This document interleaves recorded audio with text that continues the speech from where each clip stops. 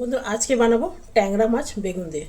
অনেক সময় ঝাল খাওয়া হয়, পেঁয়াজ দিয়ে খাওয়া হয়, বিনা সবজি দিয়ে খাওয়া হয়, মানে শুধু ট্যাংরা মাছেরও ঝাল হয়। তবে আজকে একটু বেগুন দিয়ে বানাবো। বেগুন দিয়ে বহু দিন বানায় না, কেন যেহেতু আমাদের ঘরে বেগুনের তরকারিটা কেউ পছন্দ করে না, ভাজাটা পছন্দ করে। তো আজকে বানাবো, সেই জন্যে একটু অল্প বেগুন দেবো, বেশি না। আর একটা দেবো আলু। আলুটা আমি ছুলে নিয়েছি। তো চলুন, এই নিয়ে চলে এসেছি বেগুন। তো চলুন রান্নাটা শুরু করি। বন্ধুরা এইখানে আছে কাঁচা লঙ্কা আর আদা। আর এইখানে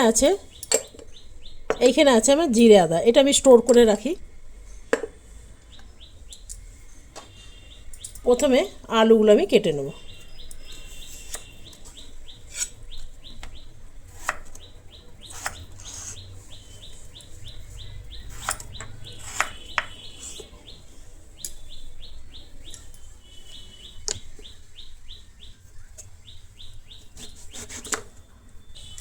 প্রথমে আমি একটু ভাজার জন্য কেটে নেব।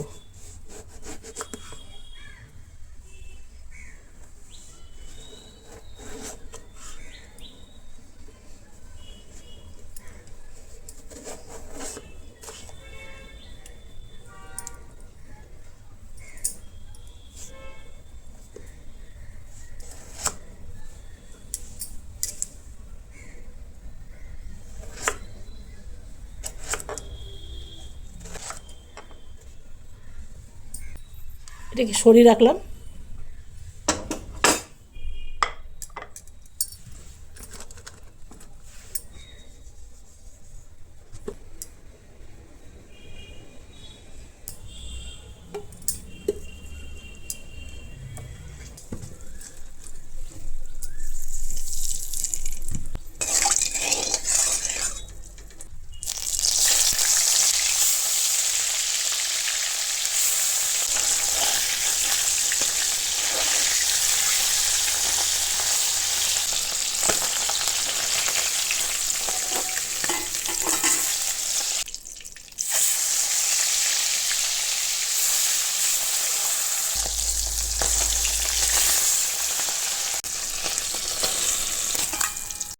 এখানে একটু দিলাম কালো জিরে ফোড়ন।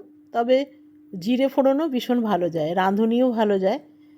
তা আমি দিলাম কালো জিরে। প্রথমে আলুগুলো আমি একটু ভেজে নেব।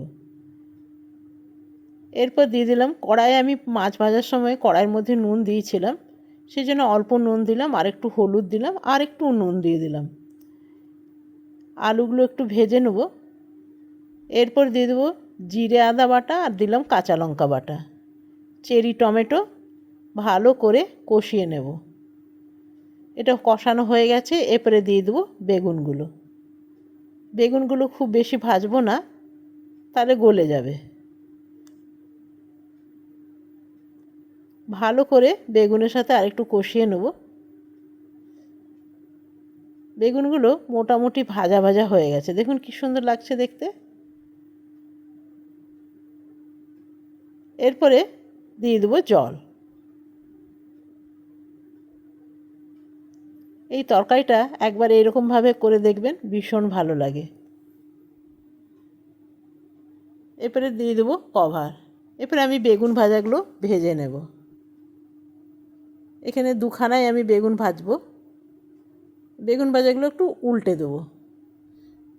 বেগুনটা ভাজা হয়ে গেছে, এরপরে আমি নামিয়ে নেব।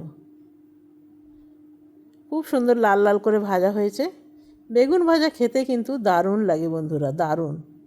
একটু ডালের সাথে বেশ ভালো লাগে। এরপরে আমি ট্যাংরা মাছটা একটু দেখে নিই। ঝোলটা আমি এই রকমই রাখবো। আলুগুলো সেদ্ধ হয়ে গেছে, এরপরে মাছগুলো দিয়ে দিলাম।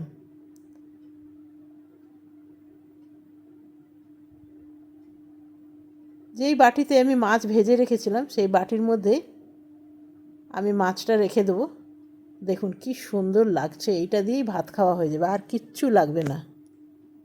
হয়ে গেল একদম কম মশলা দিয়ে ট্যাংরা মাছ আলু বেগুন দিয়ে। এটা বলতে পারেন অনেক দিন বাদে খেলাম, অনেক বছর বাদে। বেগুন যেহেতু পছন্দ করে না, সেই জন্য আমাদের খাওয়া হয় না। তবে অনেক দিন বাদে খেলাম, বানাচ্ছি তো হয়তো ভালোই লাগবে। তো খুব কম মশলা দিয়ে বানিয়ে যদি এরকম সুস্বাদু তরকারি হয়, তাহলে বেশি মশলা খাবো কেন? কম মশলা মাঝে মাঝে কম খেতে হয়। তো করে দেখবেন, অসাধারণ লাগবে। তো চলুন এরপরে ভাতটা বেড়ে নিই। ভালো লাগলে একটা লাইক করবেন, সাবস্ক্রাইব করবেন আর আমার পাশে থাকবেন।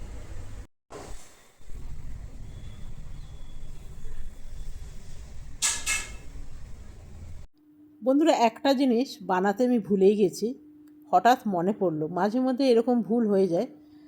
তো কাল রাত্রে কিছুগুলো বেসনের বড়া ভেজেছিলাম, তো বেশি হয়ে গেছিলো, ফ্রিজে রেখে দিয়েছিলাম। এটা এখন দইয়ের মধ্যে দিয়ে খাবো, ভীষণ ভাল লাগে। ঠান্ডা ঠান্ডা দই, দইটা ভালো করে ফেটিয়ে নিলাম।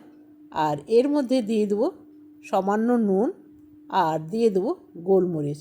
আপনাদেরও কখনো যদি বেসন এমনি বিকেলের দিকে ভাজেন, যদি বেশি হয়ে যায় ফ্রিজে রেখে দেবেন।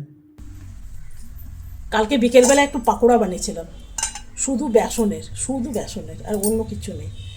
তো এগুলো বেঁচে গেছে, তো ভাবছি দই দিয়ে করলে ভালো লাগবে। এর আগেও একদিন বানিয়েছিলাম, সবাই খুব পছন্দ করেছিলাম, একদম নরম, এই দেখতে পাচ্ছেন নরম। তো এগুলো দই দিয়ে করলে দারুণ লাগে। এরপরে এই বড়াগুলো দিয়ে দেবো।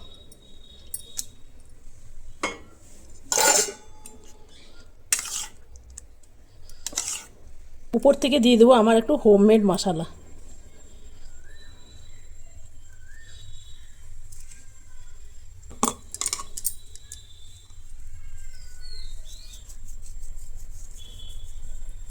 এটা ড্রাই কারি পাতা।